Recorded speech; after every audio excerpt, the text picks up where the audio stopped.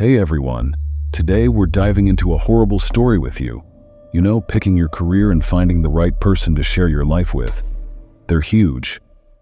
When everything falls into place and you've got a job you love and a partner who's caring and fun, life feels like a dream.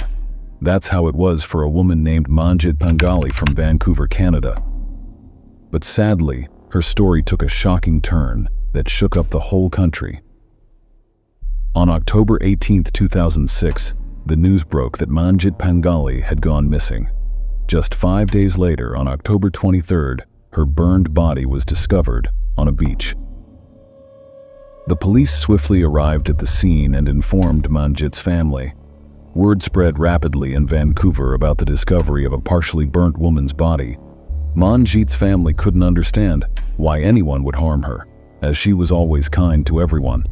After months of investigation, the real killer was identified, much to the surprise of Manjit's family. To understand what happened to Manjit, who killed her, and how, we'll need to learn a bit about her background. Manjit was a Canadian woman of Indian descent who lived in Vancouver, British Columbia, with her husband Mukhtar Panghali and their 3-year-old daughter Maya. Her family had moved to Canada for a better life and settled in Vancouver, working hard to provide happiness for their children. Manjit had dreams too. She wanted to become a teacher and pursued her education at the university. It was there that she met Mukhtar Panghali. Mukhtar, also from India, had come to Canada to pursue a teaching career.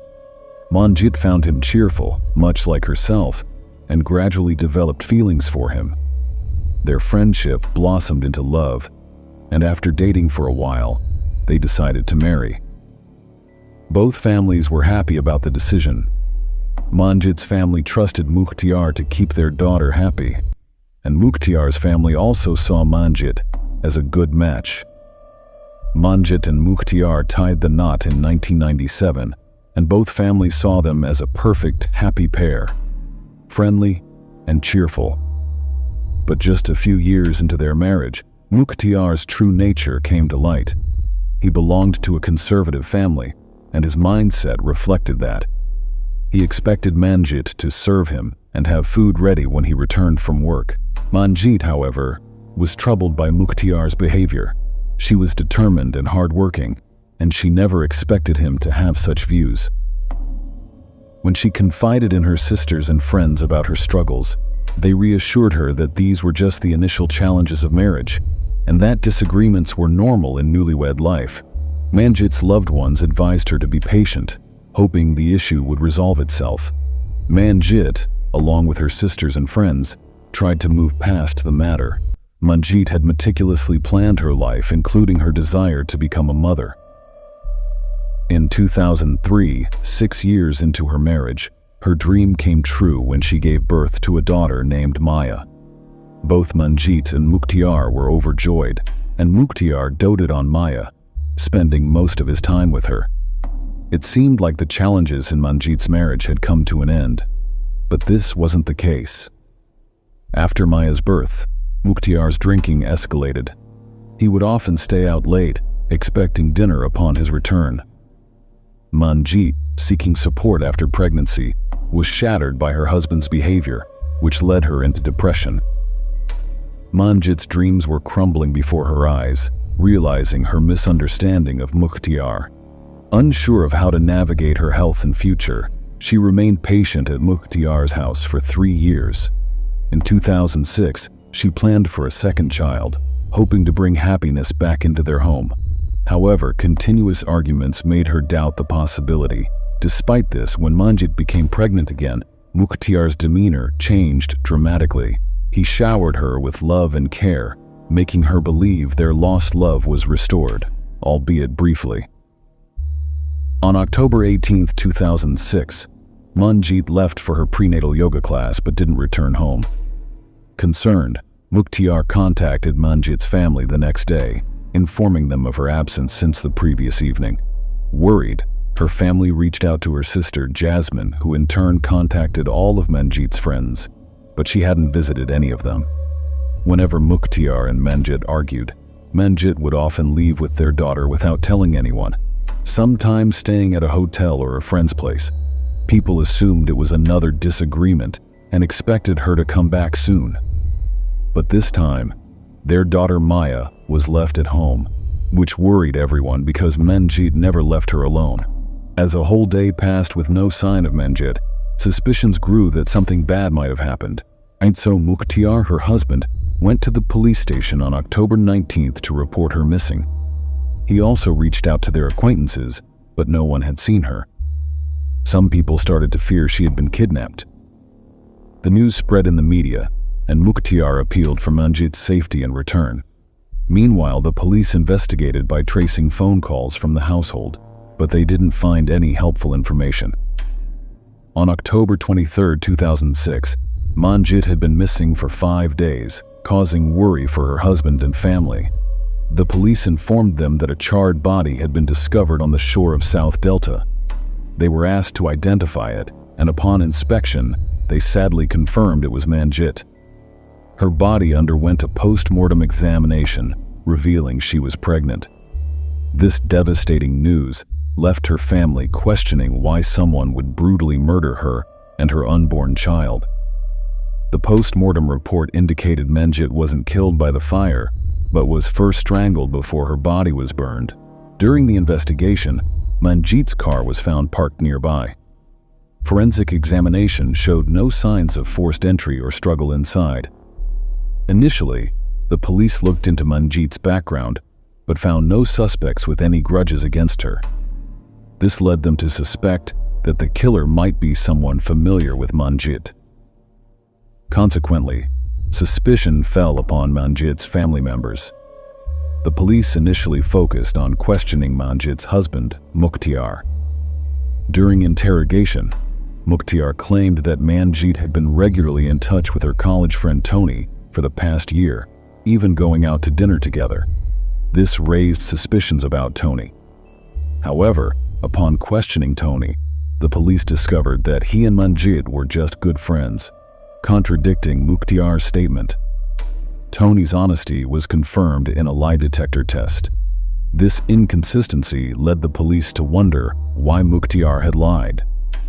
Upon further interrogation, they learned about a person close to both Manjit and Mukhtiar, Mukhtiar's younger brother, Manjit Panghali.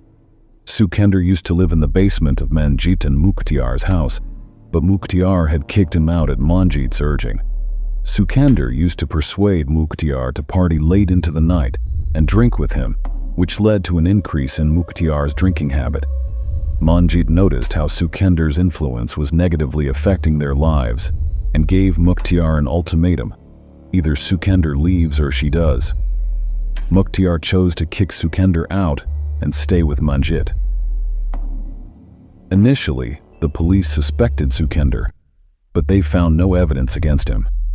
It was proven that Sukender was with friends on the night Manjit went missing, clearing his name. However, the police refocused on Mukhtiar.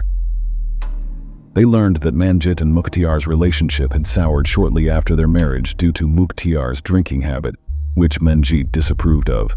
Additionally, Manjit's decision to kick out Sukender hurt Mukhtiar's ego and masculinity, leading to resentment towards Manjit. Despite this, there wasn't enough evidence to make Mukhtiar the prime suspect, and many of Manjit's family and friends trusted him. The police decided to re-examine the evidence. They noticed that the driver's seat of the car was adjusted, indicating that Manjit hadn't driven the car alone to the location where her body was found. Additionally, Mukhtiar had mentioned the wrong location for Manjit's prenatal classes, leading to suspicion. The actual location was about 15 miles away from where Mukhtiar claimed, exposing his lie. In simpler terms, Mukhtiar told the police that Manjit's prenatal yoga class was where her body was found, but in reality her classes were elsewhere. The police then tracked Mukhtiar's phone location and call records. They discovered that Mukhtiar was using Manjit's phone with his own SIM card inserted. This indicated that Manjit had been at Mukhtiar's house on the evening of October 18th, explaining why Mukhtiar had her phone. As Mukhtiar's statement started to unravel, the police found solid evidence against him. CCTV footage from a nearby gas station showed Mukhtiar buying an old newspaper and a lighter, even though he didn't smoke cigarettes. This raised suspicion, making Mukhtiar Manjit's husband a prime suspect. Nearly 6 months later, on March 12, 2006, Mukhtiar was arrested for Manjit's murder. At first, he denied any involvement, claiming innocence. However, after some time, he confessed to his crime. Finally, the truth was revealed, and the culprit was apprehended. When Mukhtiar confessed to brutally killing his pregnant wife, Manjit, on October 18th, it shocked the police. He explained that after Manjit's yoga class, they argued at home, and in a fit of anger, he strangled her to death. Then, he took her body to a remote spot by the seaside in South Delta and burned it to destroy evidence. Mukhtiar admitted that his intense hatred towards Manjit led to her death. In November 2010, Mukhtiar was found guilty of second-degree murder, causing shock among both families and friends. After his arrest, a custody battle ensued over their 3-year-old daughter Maya. Eventually, custody was granted to Manjit's sister, Jasmine Bambra. In February 2011, Mukhtiar was sentenced to life imprisonment. The Crown prosecutor described the events, emphasizing that Mukhtiar killed Manjit immediately after her prenatal yoga class and disposed of her body in her own car. In December 2010, Manjit's diary and letters were publicly disclosed, revealing her struggles with depression.